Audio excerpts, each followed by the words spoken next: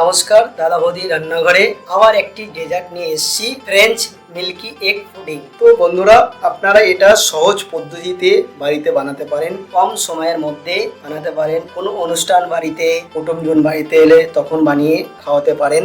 আর এটা আপনারা যদি ভাবেন সুগার ছাড়া বানাবো, সেটাও আপনারা বানাতে পারেন, বানিয়ে খাওয়াতে পারেন। এটা খুব সুন্দর একটা কম সময়ের মধ্যে পুডিং, আপনারা বাড়িতে বানিয়ে খেয়ে দেখবেন, খুব ভালো লাগবে।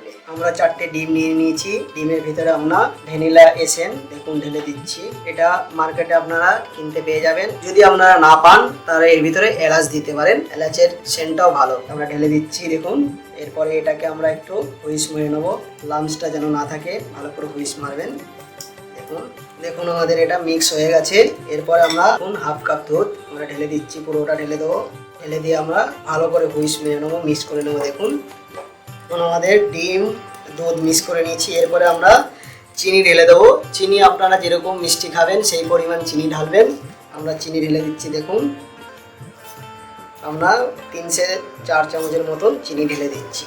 দেখুন আমরা চিনি ঢেলে ভালো করে মিক্স করে নিয়েছি। এরপরে এটাকে আমরা একটা বাউলে ছেনে নেবো। দেখুন এটাকে ছেনে নিচ্ছি। দেখুন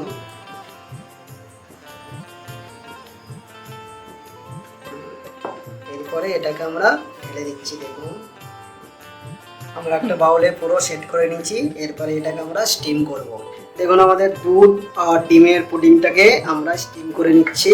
এখানে বসিয়ে দিলাম, বসিয়ে দিয়ে আমরা ঢেকে দিচ্ছি। এটাকে আমরা মিনিমাম 20 থেকে 25 মিনিট স্টিম করব।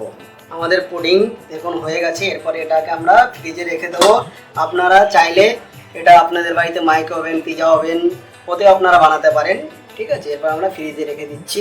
পুডিংটা ফ্রিজে রেখে দিচ্ছি, মিনিমাম 3 থেকে 4 ঘন্টা রেখে দেবেন, তারপরে পুডিংটাকে খাবেন। আমরা ফ্রিজে ফ্রেঞ্চ মিল্কি এগ পুডিং রেখেছিলাম, বের করে নিয়ে এসেছি। এরপরে আমরা পুডিংটাকে চাকু দিয়ে একটু সাইডে ছাড়িয়ে দেবো। দেখুন ছাড়িয়ে নিয়েছি। এরপরে আমরা একটা প্লেটে পাল্টি মেরে দিচ্ছি। আমরা পুডিংটাকে প্লেটে পাল্টি মেরে নিয়েছি। আমাদের পুডিং এবার কমপ্লিট।